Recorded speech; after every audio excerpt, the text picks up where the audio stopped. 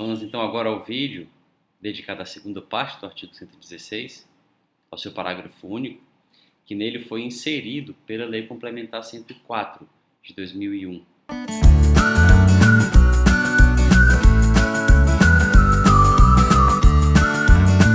O parágrafo único do artigo 116, ele procurou estabelecer, foi o propósito dos seus idealizadores, estabelecer espaço no nível das normas gerais para a introdução de uma chamada norma geral anti-elisão. E aí alguns conceitos são interessantes aqui de serem esclarecidos. O que é norma geral anti-elisão, o que é elisão, o que é evasão, o que é planejamento tributário. Claro que num vídeo de poucos minutos do YouTube, como se propõe ser estes aqui do canal, não será apropriado nem possível aprofundar esses conceitos. Para quem quiser uma introdução a isso, eu indico já desde logo este livro do meu pai, professor Hugo de Brito Machado, Introdução ao Planejamento Tributário, um livro em que ele explica e aprofunda todos esses conceitos. Mas vamos a eles. Planejamento tributário é a organização das atividades do contribuinte, do sujeito passivo da relação tributária, de modo a que elas se sujeitem à menor carga tributária possível dentro da lei, sem violação à lei. Então, dentro da licitude, dentro do chamado espaço de liberdade do sujeito passivo, que decorre da ideia de legalidade, o tributo só pode ser cobrado nos termos previstos em lei.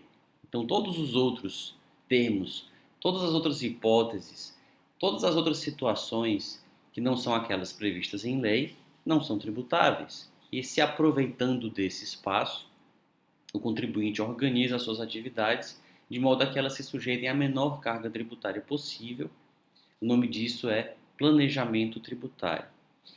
E aí se usam as expressões elisão fiscal e evasão fiscal quando se trata desse assunto. É importante diferenciá-las. A elisão fiscal é o comportamento do contribuinte que leva ao planejamento tributário. Então, quem faz uma elisão fiscal dentro de um planejamento tributário. E o que é a elisão fiscal? É exatamente aquele comportamento que se sujeita a uma carga tributária menor ou a nenhuma, mas é lícito. O contribuinte realiza um comportamento lícito e que se sujeita a uma carga tributária menor ou a nenhuma carga tributária. E aí se diz nesse caso que ele realizou uma elisão fiscal. Evasão, ao contrário, com V, evasão fiscal, designa aquele comportamento ilícito do sujeito passivo, que geralmente está eivado de fraude. É um comportamento que pode, inclusive, configurar crime contra a ordem tributária, exatamente por estar presente a fraude, que é um elemento essencial do tipo dos crimes contra a ordem tributária. Então, pensemos em dois exemplos que vão deixar isso bem claro. Se o contribuinte vai fazer uma compra de um produto e ele sabe, por exemplo, ele vai comercializar um produto e ele sabe que se ele comercializar bebidas, elas serão sujeitas a uma carga tributária mais alta. Se ele comercializar livros, os livros serão imunes a impostos. E ele decide então comercializar livros e passa a comercializar livros para se sujeitar a uma carga tributária menor. Esse contribuinte terá realizado uma elisão fiscal. E se ele organizou suas atividades para vender livros em vez de bebidas para pagar menos tributos, se diz que ele fez um planejamento tributário. Ou num outro exemplo, se o contribuinte vendendo bebidas de um tipo se sujeita a um tributo mais alto, bebidas de outro tipo se sujeitam a um tributo mais baixo, e ele resolve fazer aquelas bebidas que se sujeitam a um tributo mais baixo para pagar menos tributos dentro da lei, ele está, de novo, fazendo planejamento tributário, incorrendo na chamada elisão fiscal. Porém, se o contribuinte, no primeiro exemplo, fabrica bebidas, mas escreve nos documentos que está vendendo livros, se vai um caminhão cheio de garrafas de gin, só que as notas fiscais que acompanham o gin atestam que naquelas caixas tem livros de direito constitucional, por exemplo, dentro das caixas, nós estaremos diante de um caso de evasão.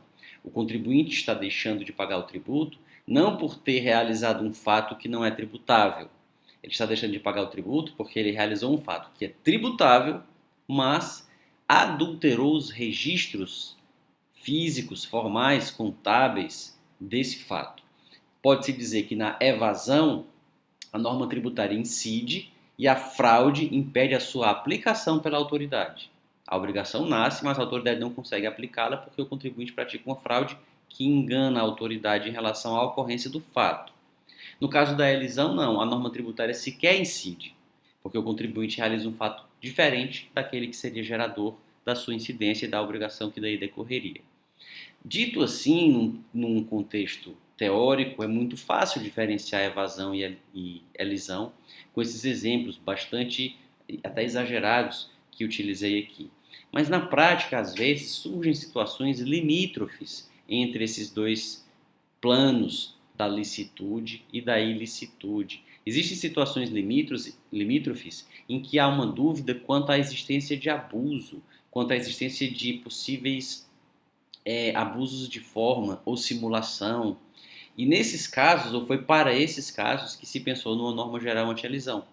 Num primeiro momento, quando foi publicada a Lei Complementar 104, que introduziu esse parágrafo único no artigo 116 do CTN, a doutrina se dividiu e uma parte dizia que a norma era inócua, porque ela se referia à evasão, e a evasão já poderia ser combatida pelo fisco desde sempre. O artigo 149 do CTN já dava amparo a isso. Quando o fiscal verificasse algum tipo de fraude, algum tipo de documentação falsificada, fria, ele poderia desconsiderar essas documentações ou esses registros falsos e tributar a realidade. Então, se a norma do artigo 116, parágrafo único, visava permitir o combate à evasão, ela era inócua, ou talvez até fosse um tiro pela culatra, porque exigia uma regulamentação que seria ainda feita em lei e que não foi feita. Enquanto não havia essa regulamentação, nem a evasão poderia ser combatida. Mas, de outro lado, se dizia que se ela não fosse inócua, ela seria inconstitucional, porque o direito de realizar um planejamento tributário ele é decorrente da própria ideia de legalidade, da própria liberdade de iniciativa e não pode ser tolhido pelo legislador, e muito menos se pode dar à autoridade o papel de, em cada caso, desconsiderar os negócios praticados pelo contribuinte licitamente para pagar menos tributos, para considerar outros negócios que ele não praticou e que estariam sujeitos a uma carga tributária maior. Então se diz, por exemplo, que o combate à elisão fiscal deve ser feito pelo legislador e não pelo aplicador. Ou usando uma expressão que o senso comum gosta muito, se ao fazer um planejamento tributário o contribuinte se aproveita das brechas da lei, essas brechas deveriam ser tapadas pelo legislador, fazendo novas leis que as tapassem, e não pelo intérprete, pelo aplicador, com essa autorização genérica prevista no parágrafo único do artigo 116. Mas o que importa é que depois da introdução desse parágrafo, tentou-se uma regulamentação que viria com a medida provisória 66, que foi convertida na lei 10.637, que disciplinou a não cumulatividade do PIS. Então, as leis que trataram da não cumulatividade do PIS e da COFINS, elas se originaram de medidas provisórias, que a primeira delas, que regulamentou a não cumulatividade do PIS, ela traria uma norma geral anti-elisão. Iria ser previsto um procedimento a ser seguido nessas hipóteses limítrofes de atos que são lícitos, aparentemente, mas podem ser abusivos, pode haver um abuso de direito em relação a eles. Nesses casos, haveria um procedimento administrativo para discutir se eles poderiam ser desconsiderados ou não. E se eles fossem desconsiderados, só depois disso é que o tributo seria cobrado sem acréscimo de penalidades. Essa disposição não foi aprovada, não foi convertida em lei. A MP 66 foi convertida em lei sem essas disposições. E o que se colocou depois foi o fisco diante da situação em que ele não pode mais pegar essas situações que estão no meio termo entre a elisão e a evasão, e que alguns autores preferem chamar, importando do direito espanhol, a expressão elusão. Elusão, para designar aquela elisão abusiva, e que não é propriamente fraudulenta, mas ela fica naquele limite que poderia ser desconsiderado. Nesses casos, como o fisco não tem mais o meio termo, ou ele diz que é elisão e não pode fazer nada, ou ele diz que é evasão e aí pode aplicar inclusive sanções criminais, isso terminou levando a um certo exagero das fiscalizações, que quando se vem diante de um planejamento tributário que elas não aceitam por considerarem abusivo ou agressivo, elas terminam dizendo que houve fraude, houve crime, aplicando multa de 150%. Então, para os contribuintes terminou sendo ruim a não aprovação dessa regulamentação do parágrafo único.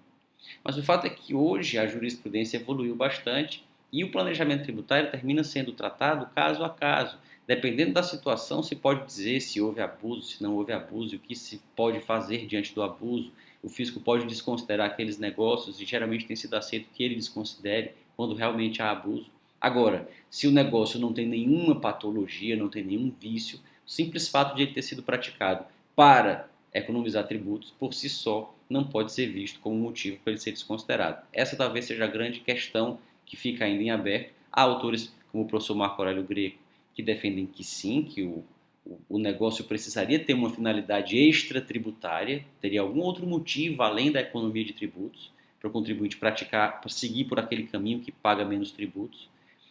Senão, o caminho poderia ser desconsiderado em nome do princípio da capacidade contributiva.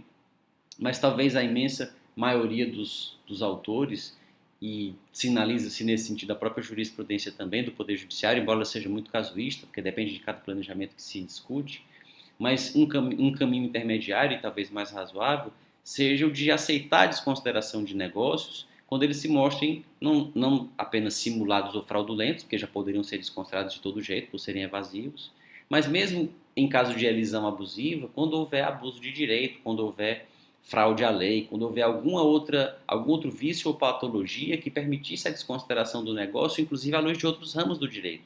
Se estivesse diante de um esquema daquele tipo no direito do trabalho, no direito societário, no direito do consumidor, no direito de qualquer outro ramo, poderia haver a desconsideração daquele negócio por ser considerado como abusivo. A mesma coisa seria aplicável em matéria tributária. Mas o simples fato de se pretender economizar tributo não seria por si marca da abusividade. Até porque se fosse, nós teríamos um grave problema com a extrafiscalidade. A extrafiscalidade trabalha exatamente com isso. Às vezes o tributo é mais pesado em um caminho e mais leve em outro caminho, exatamente porque se pretende induzir o contribuinte a ir por aquele caminho menos pesado, tributariamente falando.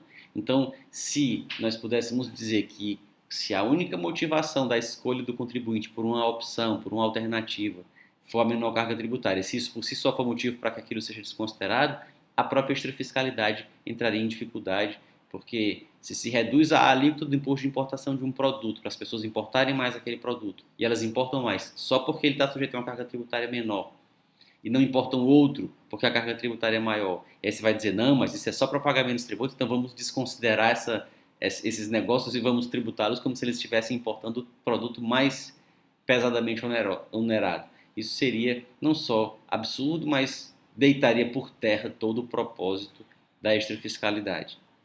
Então, essa é uma reflexão que se pode fazer em torno aí do artigo 116, parágrafo único do Código Tributário Nacional. Como já disse no início do vídeo, recomendo. Existe uma fartíssima literatura sobre planejamento tributário, mas uma boa introdução a ele se encontra neste livro. Se tiver gostado do vídeo, não se esqueça de curti-lo, de se inscrever aqui no canal para acompanhar os próximos e de deixar na caixa de comentários o que queria ver tratado nos próximos vídeos. Até lá!